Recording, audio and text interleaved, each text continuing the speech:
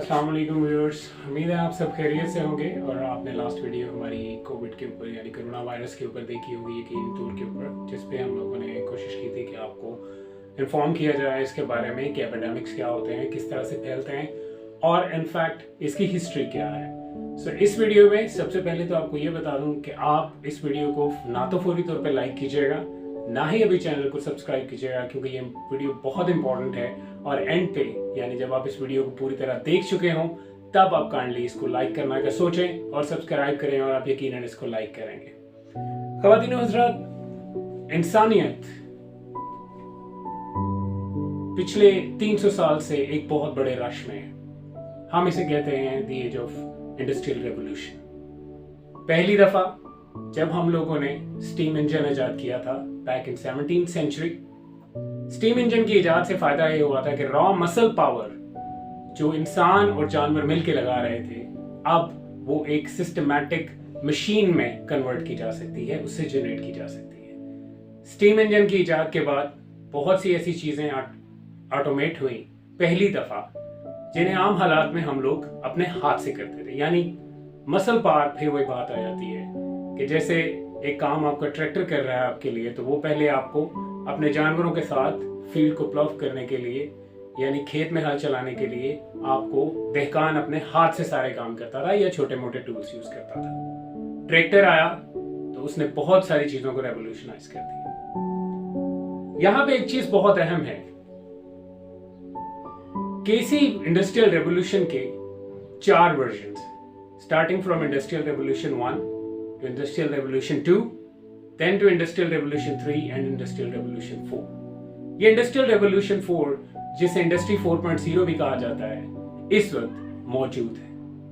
और दूसरी बात आपको ये भी बताता चलूं कि हमारी पूरी सोसाइटी एक बहुत बड़ी रिकंडीशनिंग फेज के अंदर है। रिकंडीशनिंग फेज को यहां तक आपके सामने ले आऊं कि जब आप सड़क क्रॉस करने लगते हैं और इशारे पे तमाम गाड़ियां रुक जाती हैं और ट्रैफिक रुक जाती है, तो आप आसानी से उस सड़क को क्रॉस कर सकते हैं। इसी तरह से इस वक्त पूरी दुनिया की तमाम ट्रैफिक, चाहे वो कारोबारी ट्रैफिक है, चाहे वो मेल मुलाकात की ट्रैफिक है, चाहे वो पैसे की ट्रैफिक है, आपने गौर किया होगा आहिस्ता आहिस्ता थमती जा रही है, बल्कि अब आहिस्ता आहिस्ता भी नहीं, बड़ी तेजी से थमती जा रही है। तो कहीं ऐसा तो नहीं है कि ये बहुत बड़ा एक सोर्स है हमें ज़हनी तौर पे, कल्चरली, मुआशरती तौर पे और मुआशी तौर पे रिकंडीशन किया जाए, क्योंकि शायद एक वक्त आ चुका है जिसमें कुछ नया इस्तेमाल करने के लिए हमारे पुराने दिमाग, पुराने तरीक़ाकार और पुराना रहने सहने का तरीका अब नहीं चाहिए। मैं इसी वजह से ये बात कर रहा हूं। Artificial intelligence, blockchain, internet of things, ये सब उसी चीज की कड़ी। ये वो नई टेक्नोलॉजीज हैं जो आज दुनिया का मुस्तकबिल बना नहीं रही, बल्कि उस मुस्तकबिल को दुनिया के हाल में कन्वर्ट कर चुकी हैं। ख़वातीन और हज़रात, आप सुन के हैरान होंगे कि पूरी दुनिया में इस वक्त अगर सबसे अहम कोई चीज है तो वो डेटा है। जैसे कि कैपिटलिस्ट इकोनॉमी में ऑयल यानी तेल सबसे अहम किरदार अदा करता था, और पिछले 100 साल में आपकी जितनी भी जंगें हुई हैं, जितने भी मुल्कों का आपस में मसला हुआ है, वो सिर्फ तेल की वजह से हुआ है, रिसोर्सेज की वजह से हुआ है। चाहे वो अमेरिका का इराक जाना था, चाहे वो अमेरिका का वियतनाम जाना था, चाहे वो अमेरिका और रशिया की आपस में कोल्ड वॉर थी, सबका एक ही मकसद था, इस जरिया पे, इस रिसोर्स पे कब्जा। लेकिन ख़वातीन और हज़रात, अब वो रिसोर्स इतना अहम नहीं रहा, अब अहम है डेटा। जी है ख़वातीन और हज़रात, वही डेटा जो आप अपने स्मार्टफोन से जनरेट कर रहे हैं, वही डेटा जो आप अपने प्लेटफॉर्म्स पे खुद वॉलंटरीली शेयर कर रहे हैं, वही डेटा जो आपकी मुंह से निकली हुई हर बात को रिकॉर्ड करके पैदा किया जाता है, या आपकी शेयर की गई हर पिक्चर को पैदा करके किया जाता है। 9 बड़ी कंपनीज में से 6 बड़ी कंपनीज अमेरिका की हैं और 3 कंपनीज चाइना की। उन 3 कंपनीज में से एक बैडू है, एक टेंसेंट है और एक अलीबाबा है। और अगर हम अमेरिका की बात करें तो हमारे पास फेसबुक है, माइक्रोसॉफ्ट है, गूगल है, इसके बाद अमेज़न है और एक और कंपनी है। ख़वातीन और हज़रात, अब जंग है डेटा की। और डेटा जितनी जल्दी जो इकट्ठा कर लेगा वो ही जिएगा। लेकिन उसके साथ साथ डेटा इकट्ठा करना मुश्किल भी है, क्योंकि डेटा सिर्फ उस वक्त इकट्ठा हो सकता है जब आप कोई ट्रांजैक्शन, अपने कोई भी मामला अपने स्मार्टफोन्स या ऐसे किसी और गैजेट से करते हैं। तो अगर आप तमाम ट्रांजैक्शंस अपनी बैंक्स की अपने घर में बैठ के अपने फोन से करने लग जाएं, तो डेटा ज्यादा जनरेट होगा। अगर आप घर में बैठे रहने की वजह से, क्योंकि आप लॉकडाउन का शिकार हैं और घर बैठ के ही हर चीज को ऑर्डर करते जा रहे हैं, तो डेटा इकट्ठा करना और ज्यादा आसान हो जाएगा और ज्यादा डेटा इकट्ठा होगा। अगर आप क्लासें ले, यानी यूनिवर्सिटी की क्लासेस, स्कूल्स की क्लासेस घर में बैठ के ही डिलीवर कर रहे हैं और घर में ही बैठ के उनको ले रहे हैं, यानी अटेंड कर रहे हैं, तो आप बहुत ज्यादा डेटा जनरेट कर रहे हैं। मैं इसीलिए कह रहा हूं कि इंसानियत इस वक्त बहुत बड़े रिकंडीशनिंग फेज में है। हमें फोर्स किया जा रहा है कि अब हमें अपने आप को अपग्रेड करना पड़ेगा। क्यों? क्योंकि अब कैपिटलिज्म की इंतहा हो चुकी है और अब आ रही है डिजिटलिज्म। अब हाथ में पकड़े पैसे इतने अहम नहीं हैं जितना क्रिप्टो करेंसी आपके पास होने जरूरी है, जिसे डिजिटल इकोनॉमी कहते हैं, क्योंकि ब्लॉकचेन उसको सपोर्ट करती है और वो आपको सिक्योरिटी देती है। ख़वातीन और हज़रात, एक चीज ध्यान में रखिएगा, ये वो मौका है जिसे आने वाली तारीख में इस कोरोना वायरस के इस हालात को आज से 300 साल बाद जब कोई फिलोसोफर इसके ऊपर रिसर्च कर रहा होगा, जब कोई सोशल साइंटिस्ट इसके ऊपर रिसर्च कर रहा होगा, इसे एक बहुत बड़ा इवेंट कह के पुकारेगा। यकीनी तौर पे मैं और आप तब यहां मौजूद नहीं होंगे, लेकिन अगर मेरी ये वीडियो उस वक्त का कोई आदमी देख रहा है, तो let me tell you one thing, if still the English is the same language, same international language, that yes, this is the most testing time in the recent human history, and I'm talking about 21st century and specifically the year 2020. वो इस बात को यकीनन मानेगा कि जो किताबें आज वो पढ़ रहा है उसमें कोरोना वायरस एक इंतहाई अहम किरदार अदा कर गया हमारी पूरी ह्यूमन स्पीशीज को रिकंडीशन करने के लिए।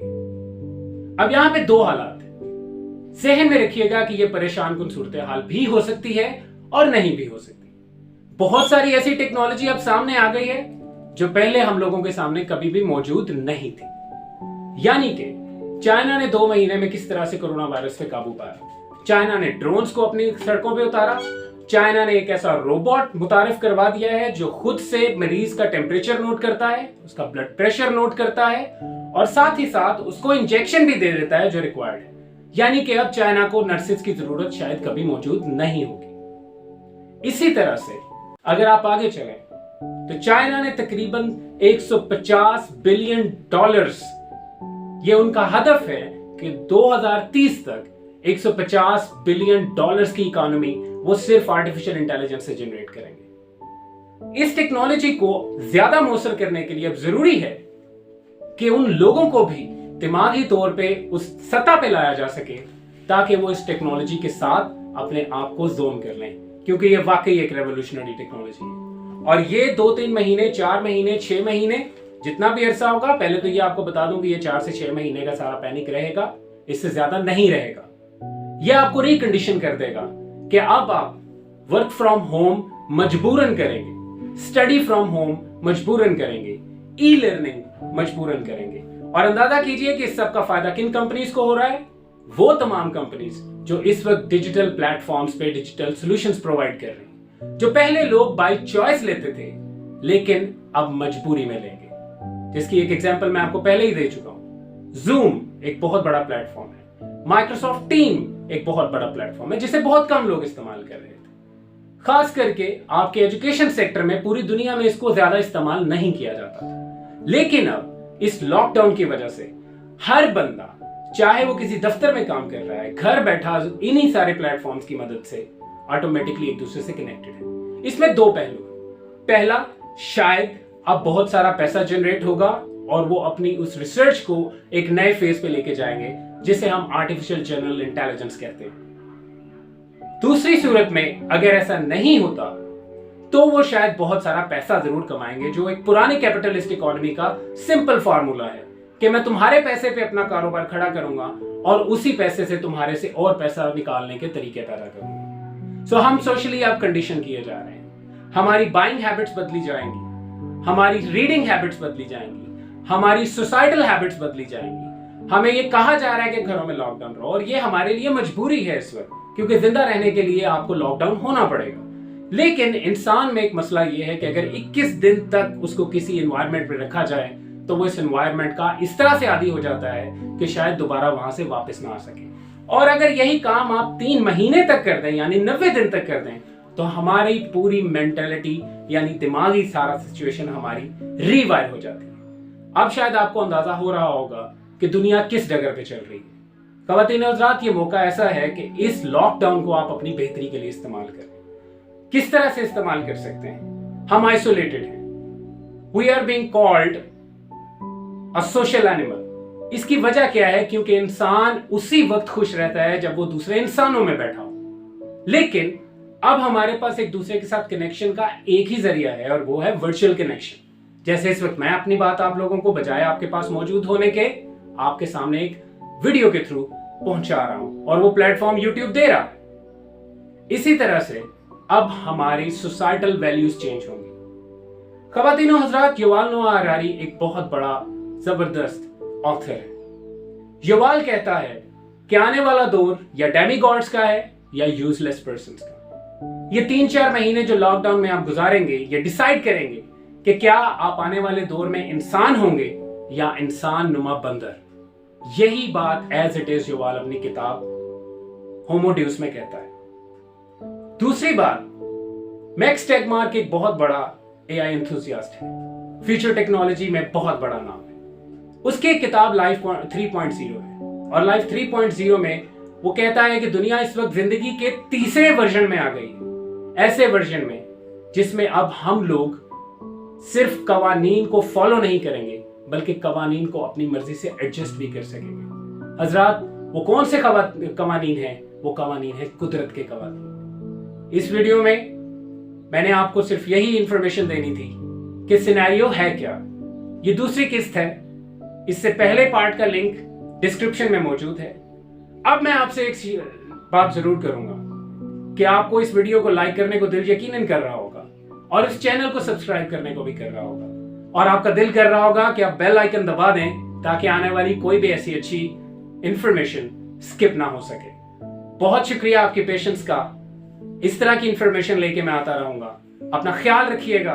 यकीन करें, सोशल आइसोलेशन वाकई इस वक्त की मजबूरी है, लेकिन उस सोशल आइसोलेशन में आप अपना वक्त किस तरह से बिताते हैं यह आपके मुस्तकबिल को डिफाइन करेगा।